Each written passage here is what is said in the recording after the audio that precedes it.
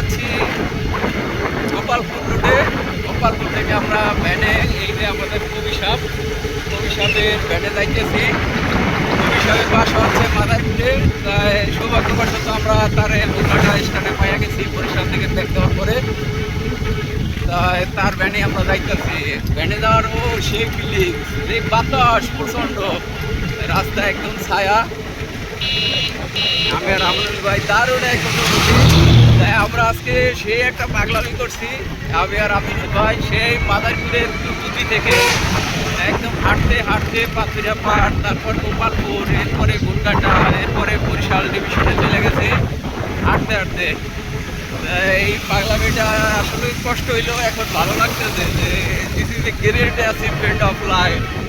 এই আসলে স্মৃতি বিশাল, আমাদের বড় একটা সংগ্রাম। এটা আসলে আমার মনে হয় আমরা আসলে আরও এর থেকেও বেশি কিছু পারবো ইনশাল্লাহ। হেঁটে হেঁটে আমরা সারা বাংলাদেশ ঘুরতে যাই। চলো হাঁটি বাংলাদেশ। কে আসছেন আমাদের সাথে আগামীতে? ইনশাল্লাহ জয়েন দিন। জনতার কবি চ্যানেলে একটু সাবস্ক্রাইব করে দিন। জনতার কবি চ্যানেল। হ্যাঁ, আমাদের কবি সাহেব একটা কবিতা আবৃত্তি ছোট করে ছোট্ট করে একটা কবিতা আবৃত্তি। হ্যাঁ, ওই সামনের দিকে তাকাইবেন। আর গাড়ি চালাই না এই অবস্থায়। হ্যাঁ, এখন কবি সাহেব ভ্যান চালাইতেছে। কবি সাহেব নীরব, কেয়ারফুলি ভ্যান চালাইতেছে। এটা একটা ভালো সাইড, লাইক তার কবিতা শোনা যাবে। চলো আটি বাংলাদেশ গ্রুপে আপনারা আসলে স্বাগত।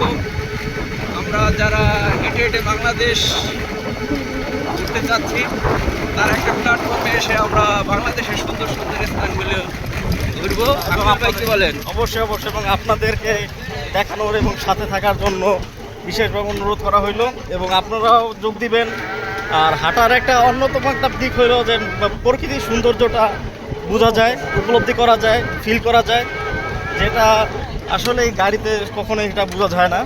এটা একান্তই হাঁটা দ্বারাই বোঝা যায় যে আসলে প্রকৃতি কত সুন্দর বা প্রকৃতির কত সুন্দর লাগে। পানি নিয়ে নেবেন না? হয়তো পানিটা নিয়ে আসেন। হ্যাঁ আমিনুল ভাই, ঠিক আছে। ওই যে একটা কথা আছে না, গন্তব্য থেকে পথটা সুন্দর বেশি, সেটাই। Thank you.